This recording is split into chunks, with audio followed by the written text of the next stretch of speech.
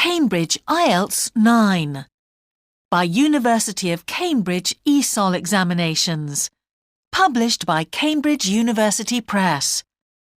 This recording is copyright. CD 2. Test 3. You will hear a number of different recordings, and you will have to answer questions on what you hear. There will be time for you to read the instructions and questions, and you will have a chance to check your work. All the recordings will be played once only. The test is in 4 sections. At the end of the test, you will be given 10 minutes to transfer your answers to an answer sheet. Now turn to Section 1. Section 1. You will hear a telephone conversation between a travel company employee and a customer. First, you have some time to look at questions 1 to 5.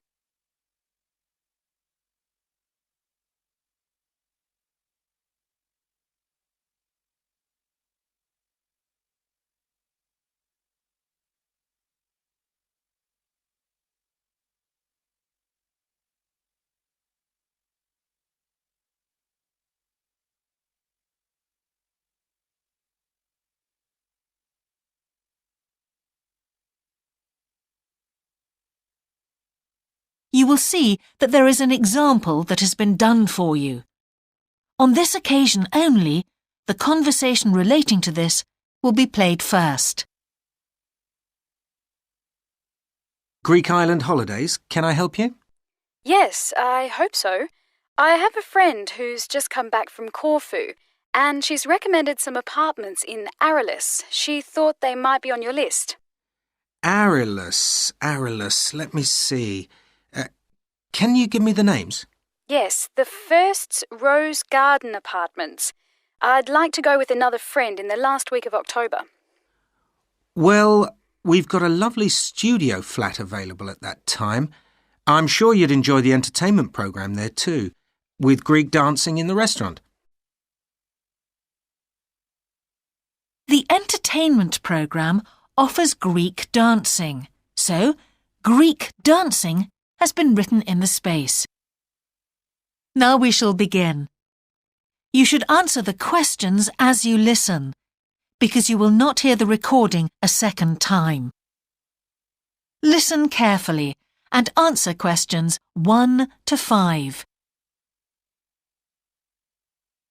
Greek island holidays, can I help you? Yes, I hope so.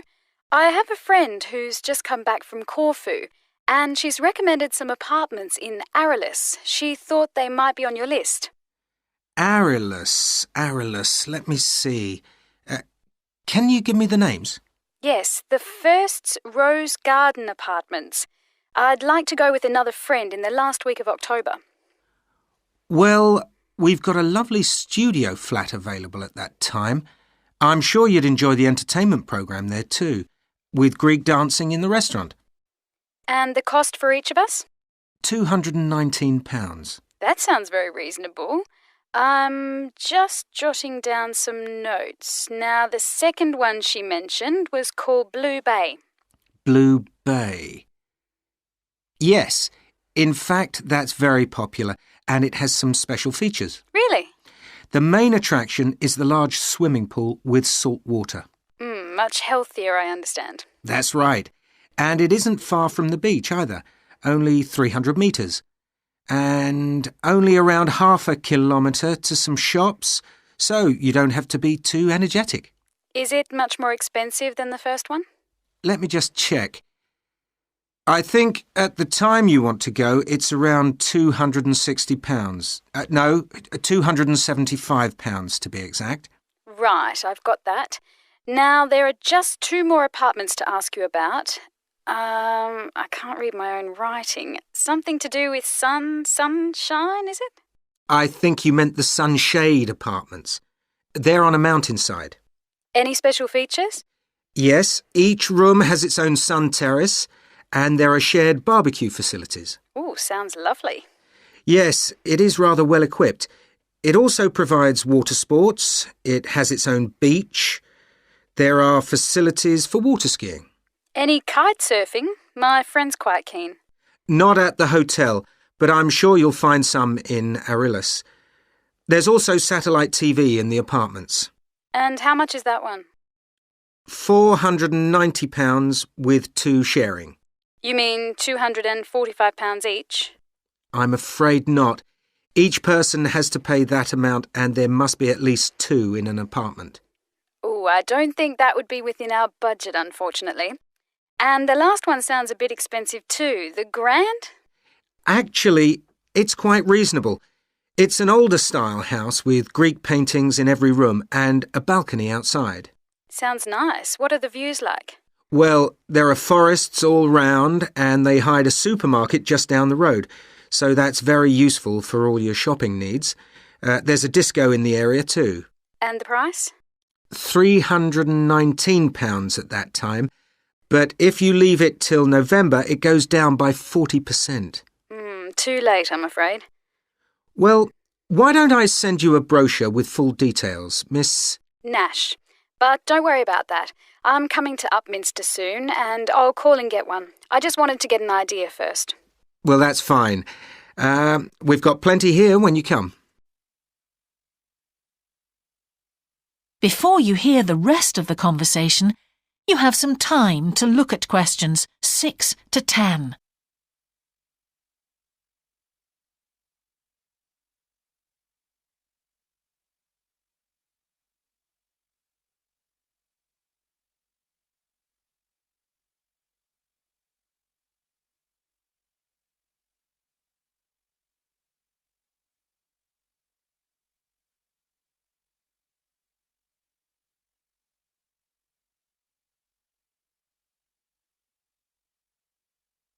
Now listen and answer questions 6 to 10.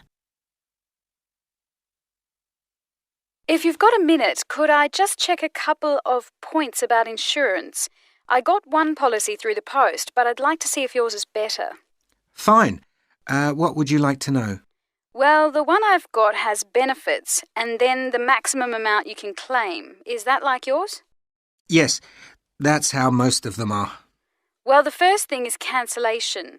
If the holiday's cancelled on the policy I've got, you can claim £8,000. We can improve on that, Miss Nash. For Greek island holidays, our maximum is £10,000. That's good. Of course, our holiday won't even cost £1,000 together. It's still sensible to have good cover.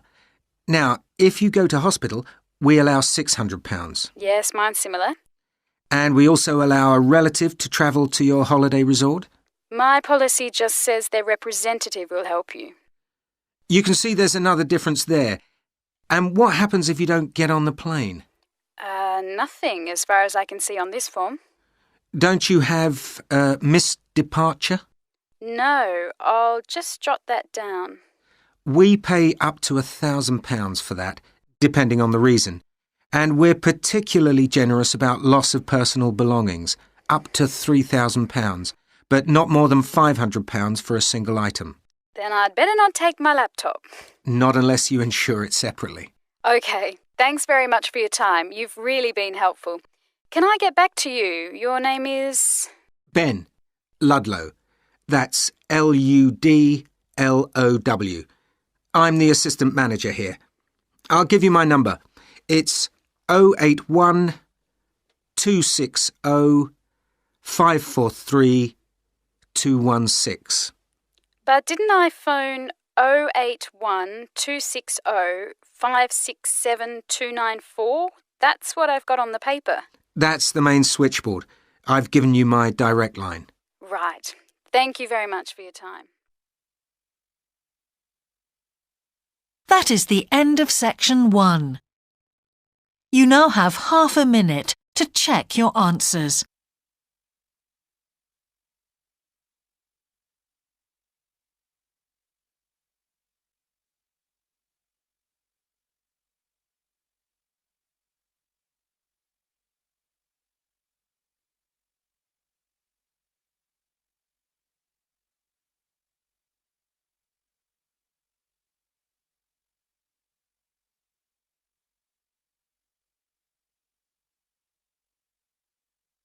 Now turn to Section 2.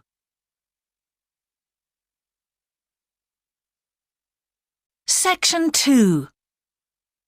You will hear a talk on local radio about a children's theme park. First, you have some time to look at questions 11 to 13.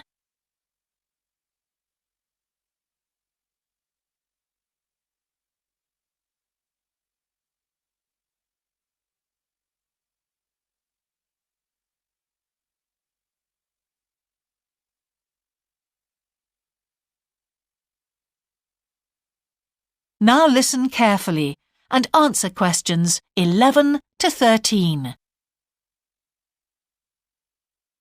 For the second in our series about locally run businesses, we meet Simon Winridge, co-founder of the hugely successful Winridge Forest Railway Park. Welcome, Simon. Now, perhaps you can begin by telling us a little bit about how it all started. Well, during the 1970s, my wife Liz and I had just acquired 80 acres of sheep farming land, and we decided to settle down and have children. Pretty soon we had a daughter, Sarah, and a son, Duncan. The place was wonderful for the kids. They particularly loved trains and gradually built up an enormous network of miniature railway track. I began to develop larger-scale models of locomotives, but we didn't think anything more of it until I went on a trip to a theme park near Birmingham and decided we could do a much better job. So we set up a small one ourselves, based on the miniature railway, and we opened to the public for just a month that year, 1984, in July, our driest month, because our children said they didn't want our guests to have a miserable wet visit. I dealt with park business and Liz carried on with the farm work. It soon became clear that we were onto a winner.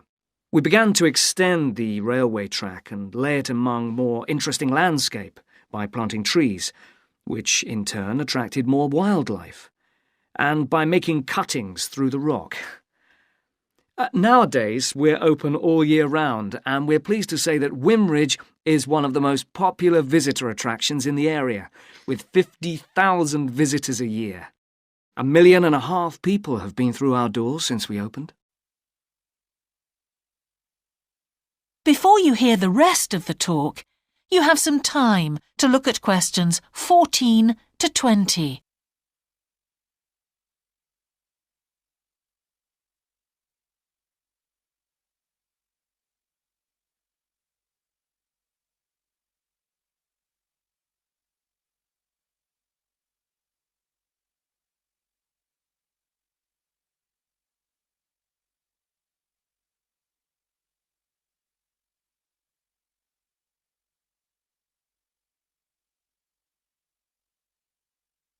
Now listen and answer questions 14 to 20. All these visitors mean we have had to expand our operation, and it's now a truly family concern. I'm near to retirement age, so I only concern myself with looking after the mechanical side of things, keeping the trains going. Liz now devotes all her energies to recruiting and supporting the large squadron of workers, which keep the place running smoothly. We're really pleased that, after some years away teaching, Sarah has now returned to the park and makes sure the visitors are kept fed and watered, which keeps her pretty busy, as you can imagine. Our son Duncan has been a stalwart of the park for the last 10 years, taking over from me in the area of construction. And I'll say a little bit more about that in a moment. And his new wife, Judith, has also joined the team in charge of retail. That's becoming a tremendous growth area for us. A lot of people want to buy souvenirs.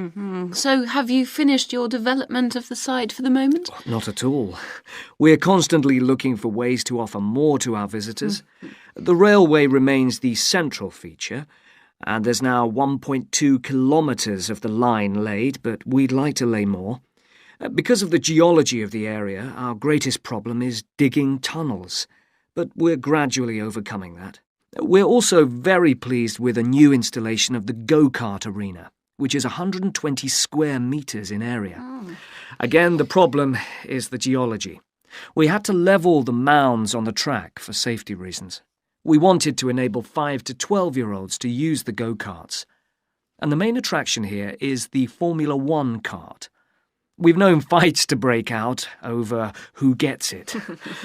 And then, finally, to our most recent development, which is the landscape swimming pool. That is the end of section 2. You now have half a minute to check your answers.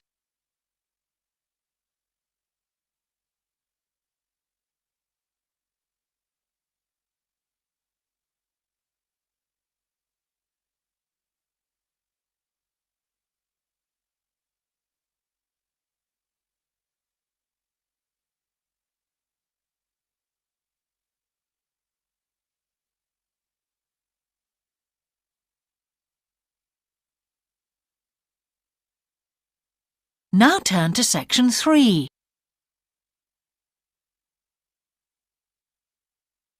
Section 3. You will hear a geography student called Caroline discussing her dissertation with her tutor. First, you have some time to look at questions 21 to 23.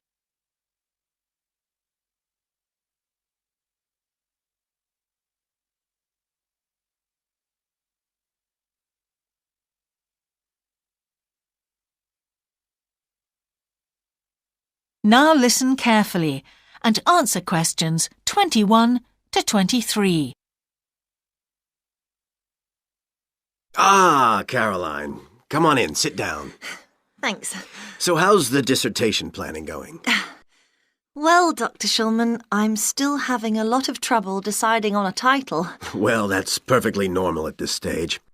And this is what your tutorials will help you to do. Right.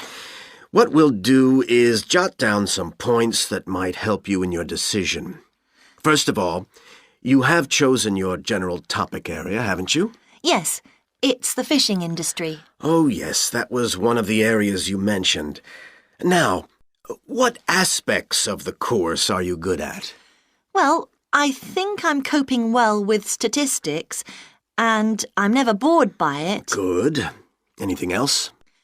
Well, I found computer modelling fascinating. I have no problem following what's being taught, whereas quite a few of my classmates find it difficult. Well, that's very good.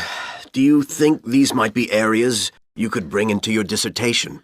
Oh, yes, if possible. It's just that I'm having difficulty thinking how I can do that. You see, I feel I don't have sufficient background information. I see. Well, do you take notes? I'm very weak at note-taking. My teachers always used to say that. Well, I think you really need to work on these weaknesses before you go any further. What do you suggest? Before you hear the rest of the tutorial, you have some time to look at questions 24 to 30.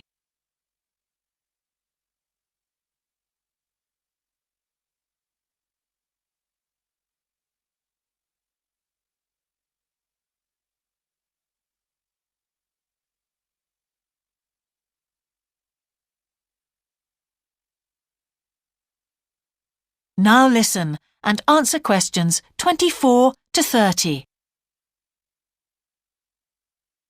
Well, I can go through the possible strategies with you and let you decide where to go from there. OK, thanks. Well, some people find it helpful to organize peer group discussions. You know, each week a different person studies a different topic and shares it with the group. Oh, right. It really helps build confidence. Yeah. You know, having to present something to others. I can see that. The drawback is that everyone in the group seems to share the same ideas. They keep being repeated in all the dissertations. OK. You could also try a service called Student Support. It's designed to give you a structured program over a number of weeks to develop your skills. Sounds good. Yes. Unfortunately, there are only a few places. Ah. But it's worth looking into. Yes, of course. I know I've got to work on my study skills. And then there are several study skills books you can consult. Right. They'll be a good source of reference. But the problem is, They are sometimes too general. Yes, that's what I've found. Other than that, I would strongly advise quite simple ideas, like using a card index. Well, yes, I've never done that before. Oh, it's simple, but it really works because you have to get points down in a small space. Another thing I always advise is don't just take your notes and forget about them. Read everything 3 times. That'll really fix them in your mind. Yes. I can see it'd take discipline, but... Well, if you establish good study skills at this stage, they'll be with you all your life. Oh, yes, I completely agree. It's just that I don't seem to be able to discipline myself. I need to talk things over. We'll be continuing these tutorials, of course. Let's arrange next month's now. Let's see. I can see you virtually any time during the week starting the 22nd of January. What about the 24th? I'm free in the afternoon. Sorry, I'm booked then.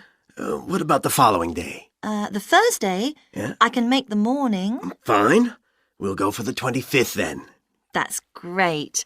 Thanks. That is the end of section 3. You now have half a minute to check your answers.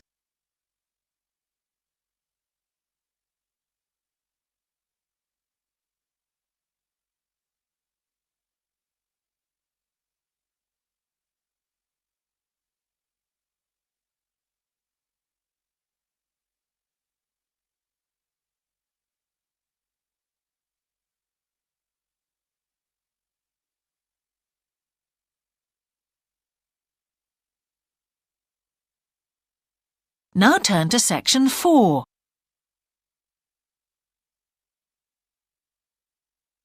Section 4.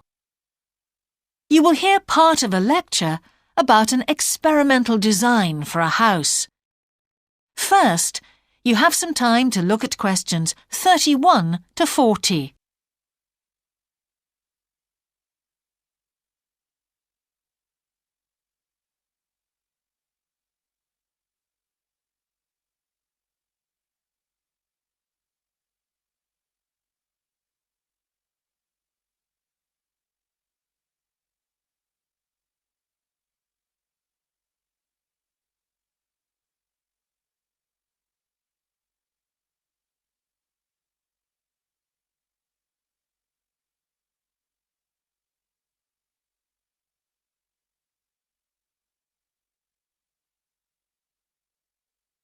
Now listen carefully and answer questions 31 to 40. Good morning. In the last few lectures, I've been talking about the history of domestic building construction. But today, I want to begin looking at some contemporary experimental designs for housing. So, I'm going to start with a house which is constructed more or less under the ground. And one of the interesting things about this project is that the owners, both professionals but not architects, wanted to be closely involved, so they decided to manage the project themselves. Their chief aim was to create somewhere that was as environmentally friendly as possible. But at the same time, they wanted to live somewhere peaceful. They'd both grown up in a rural area and disliked urban life. So the first thing they did was to look for a site, and they found a disused stone quarry in a beautiful area. The price was relatively low, and they liked the idea of recycling the land, as it were. As it was, the quarry was an ugly blot on the landscape, and it wasn't productive any longer either. They consulted various architects and looked at a number of designs before finally deciding on one. As I've said, it was a design for a sort of underground house, and it was built into the earth itself, with 2 stories. The north, east, and west sides were set in the earth, and only the sloping south-facing side was exposed to the light. That was made of a double layer of very strong glass. There were also photovoltaic tiles fixed to the top and bottom of this sloping wall. These are tiles that are designed to store energy from the sun, and the walls had a layer of foam around them too to increase the insulation.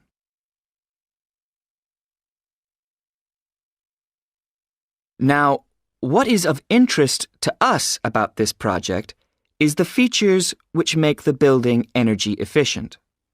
Sunlight floods in through the glass wall, and to maximize it, there are lots of mirrors and windows inside the house.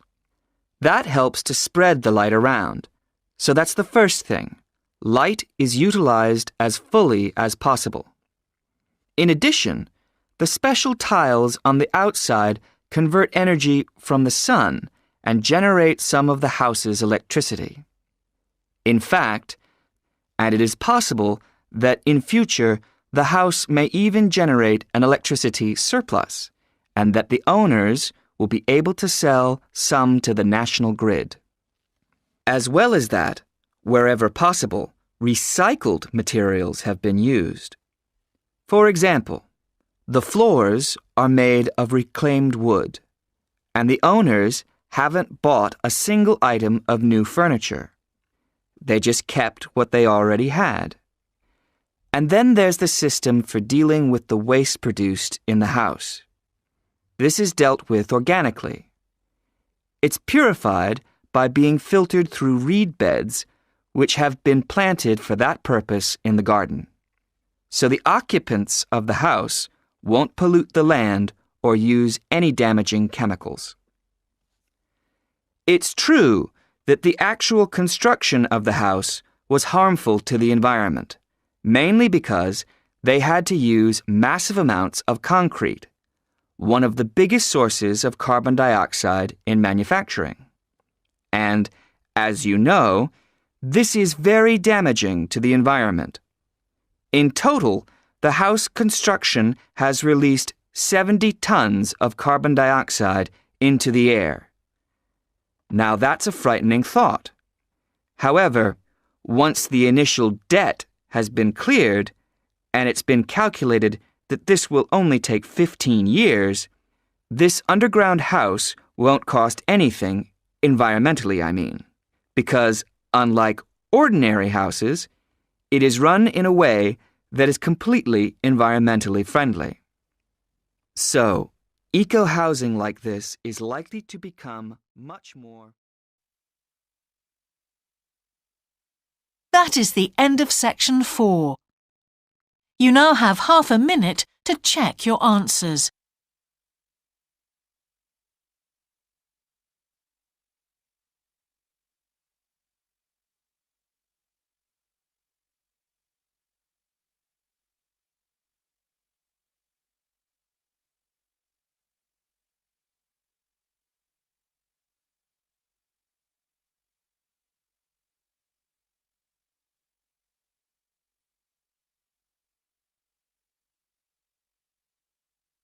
That is the end of the listening test. In the IELTS test, you would now have 10 minutes to transfer your answers to the answer sheet.